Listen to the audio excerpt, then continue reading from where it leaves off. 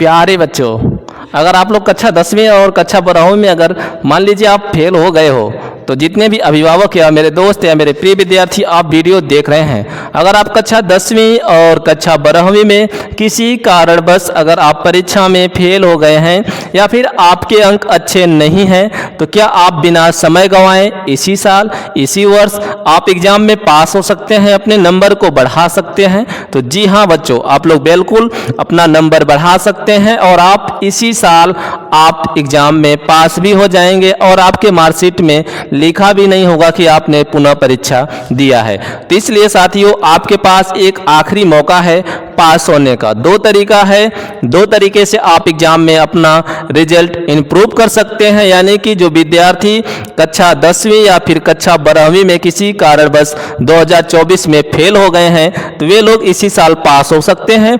या किसी विद्यार्थी का किसी विशेष सब्जेक्ट में नंबर कम हो गया है, तो वे लोग अपने सब्जेक्ट में अपना नंबर इंप्रूव कर सकते हैं। तो दो तरीके हैं, चलिए इसी तरीके के बारे में बात करेंगे। बाकी आप लोग यहाँ पे देख ही रहे होंगे, पास होने का मौका, आप लोग पास हो जाएंगे। तो देखिए, अगर आप लोग पास हो जाते हैं तो चैनल को सब्सक्राइब कर लीजिएगा, ठीक है ना।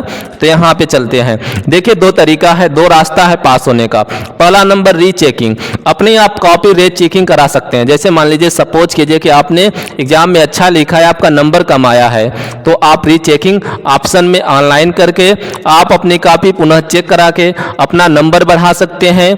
या फिर अगर आपने कॉपी में लिखा है, आपको नंबर नहीं मिला है, तो आप रीचेकिंग की तरफ जा सकते हैं। और मान लीजिए आपने कॉपी में कुछ लिखा ही नहीं है, तो रीचेकिंग कराने से क्या फायदा होगा, आपका रिजल्ट तो वही आने वाला है।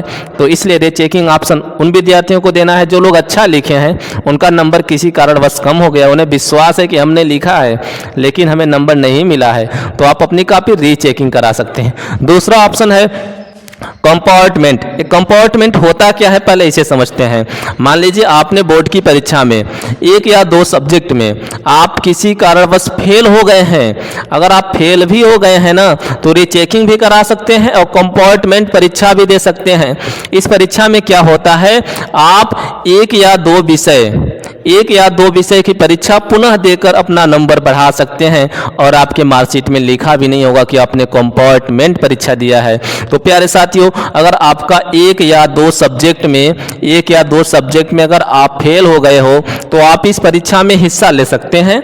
आप इस परीक्षा में हिस्सा लेना चाहते हैं, जब फॉर्म भरा जाएगा, इसकी जानकारी प्राप्त करने के लिए आपको चैनल को सब्सक्राइब कर लेना होगा।